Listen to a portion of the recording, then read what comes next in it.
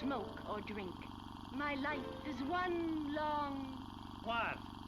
You know, I watch everything you do. Do you really? Yeah, I don't miss very many shows. Even the ones you're not on. Did you know one iconic TV series wouldn't even exist without Lucille Ball? And it's not I Love Lucy. From secret scandals to groundbreaking firsts, Lucille's life was far more complex than you've probably imagined. Buckle up, because this legendary star's true story might just surprise you. Tragic childhood and hidden shyness. Lucille Ball's life began far from the glamour of Hollywood. Born on August 6, 1911, in Jamestown, New York, she faced tragedy early when her father, Henry Ball, died of typhoid fever. She was barely 4 years old at the time. This loss drastically altered her childhood, plunging her family into poverty. Lucille's mother remarried, but her new stepfather didn't want to raise children, forcing Lucille and her brother to be split among various relatives. Despite becoming synonymous with laughter and vibrant charisma on television, young Lucille was painfully shy. She described herself as tongue-tied, hardly resembling the confident and bubbly persona she'd later become famous for. Far from being destined for the spotlight, Lucille had to overcome intense shyness and insecurity, a reality few fans would ever suspect. But Lucille's tough childhood ignited a fierce determination nobody expected.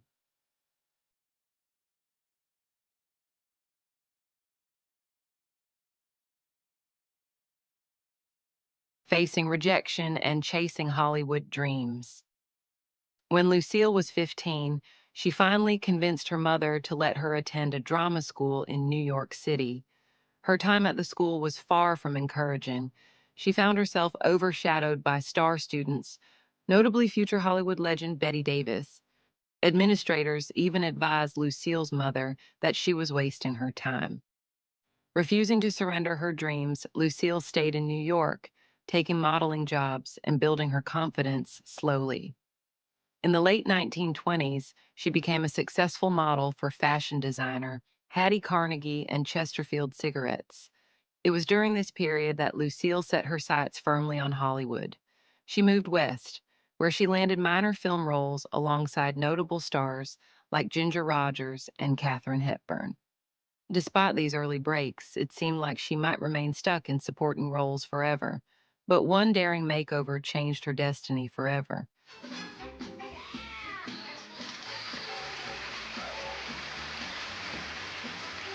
The real story behind her iconic red hair. Lucille Ball is instantly recognizable for her striking red hair, but what many don't realize is that she wasn't born with it. Originally a brunette, Lucille experimented with blonde before her hairstylist Sydney Gilderoff suggested a transformative change, turning Lucille into a fiery redhead. Maintaining that vibrant color wasn't easy either. Lucille relied on a special henna rinse, carefully prepared by stylist Irma Kuseli. The secret henna formula was so crucial that Lucille reportedly kept supplies stored in a safe. On one memorable occasion, a wealthy admirer even sent Lucille an enormous supply of henna, further solidifying her famous look. With her iconic new image, Lucille was finally ready for stardom. Yet even she couldn't foresee how dramatically she'd revolutionize television forever. Revolutionizing television forever. Lucille's career truly exploded at age 40 when she converted her successful radio comedy show, My Favorite Husband, into what would become I Love Lucy.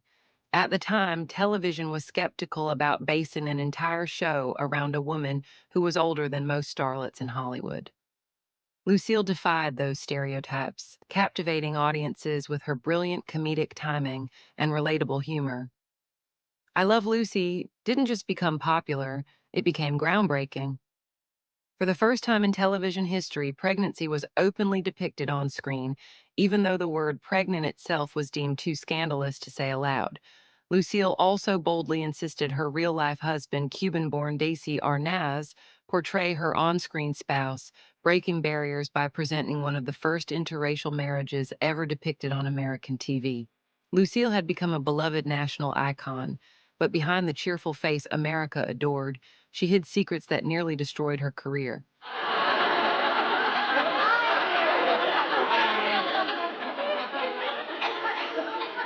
the communist scandal that almost ruined her.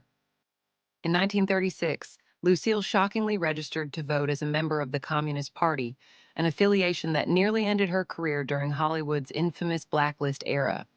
FBI investigations revealed she participated in party-related radio broadcasts and attended meetings.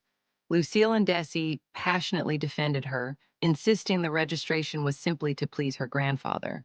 Lucille escaped the blacklisting, largely due to her massive popularity and Desi Arnaz's vocal support.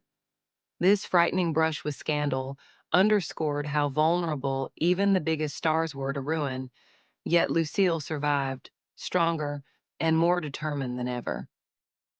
First female powerhouse of Hollywood. By 1957, Lucille and Desi had acquired RKO's sprawling Hollywood lot, renaming it Desilu Studios. Running 19 sound stages and employing nearly 1,800 people, the facility was bigger than any networks. When Lucille bought out Desi's shares for $2.5 million in 1962, she smashed a ceiling no woman had even approached, becoming the first female CEO of a major television studio. Juggling motherhood, starring in The Lucy Show, and supervising 36 active projects, she still reviewed scripts line by line. Insiders recall her walking sets in rolled-up jeans, offering punch-ups and pep talks with equal ease. She championed the now-standard 3-camera, live audience format, insisted on filming on 35mm so episodes could be rerun indefinitely, and fought for union-scale raises for below-the-line workers. Her bold green lighting of boundary-pushing series, Mission Impossible, The Andy Griffith Show, The Dick Van Dyke Show, transformed Desilu into a $40 million a year behemoth by 1964. When she sold the studio to Gulf plus Western in 1967 for about $17 million, she had tripled her investment and proven a woman could steer the biggest ship in Hollywood without losing an ounce of creative flair. But her riskiest bet was still to come. Special agents from our Middle East office have been dispatched to impersonate the royal family of Cabazonia. How Lucille Ball saved Star Trek. In 1964, Desilu's new VP, Herb Solow, brought Lucille a pitch from a former LAPD officer named Gene Roddenberry, a wagon train to the stars. NBC executives scoffed at the idea, but Lucille sensed potential. Legend says she misheard Trek as truck, imagining a travel show, yet she still signed the check. The first pilot, The Cage, cost an unheard of $615,000 and was promptly rejected. Boards urged her to abandon the project. Desilu's cash reserves were dwindling. Lucille overruled them, authorizing a second pilot, Where No Man Has Gone Before. That extra gamble rescued the series and landed a limited order for the autumn of 1966. Initial ratings were lukewarm, but syndication, another Lucy invention, turned canceled episodes into gold. By 1972, Star Trek reruns blanketed 150 U.S. stations, spawning conventions, movies, and spin-offs worth billions today. NASA engineers cite the show as inspiration. Nichelle Nichols credited Lucy for giving television one of its first black female officers. Without Lucille Ball's financial nerve, Star Trek, and perhaps modern science fiction television itself, simply would not exist. Yet while her studio soared to the stars, her personal life was falling back to earth.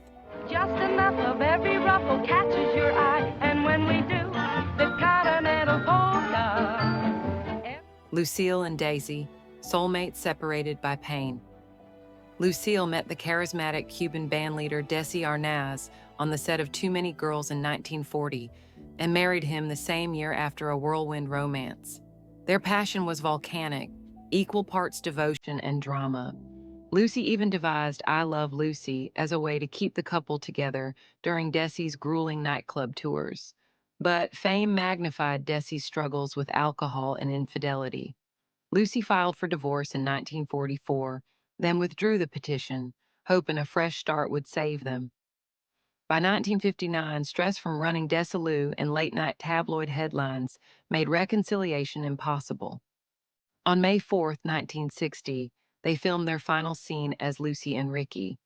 The very next morning, their marriage was legally over. Lucy married comedian Gary Morton in 1961, while Desi wed Edith Hirsch 2 years later. Yet the soulmates never truly let go. They shared family holidays, phoned each other weekly, and signed letters with their old pet names. On November 30th, 1986, as Desi lay dying of lung cancer, daughter Lucy held the phone so Lucy could whisper, "I love you, I love you, I love you." He died hours later, and friends say Lucy's spark dimmed from that day on. The pain fueled her philanthropy, scholarships at CalArts, and donations to alcoholism research in Desi's honor, until her own passing in 1989. Their story remains a bittersweet reminder that even Hollywood's funniest couple couldn't script a perfect ending. Though her final TV show, Life with Lucy, flopped, Lucille Ball's impact endured. Her groundbreaking career set new standards for women in entertainment, redefining comedic boundaries and reshaping television forever. Lucille Ball remains an iconic figure whose daring spirit and fearless innovation inspire countless artists today. Her true legacy is one of courage, creativity, and unwavering determination, proving that the real story behind the legend is even more remarkable than we ever imagined. You can believe that nothing is impossible, or I never would have gotten a job. You never would have, because weren't we told the same thing? Yeah. It's impossible.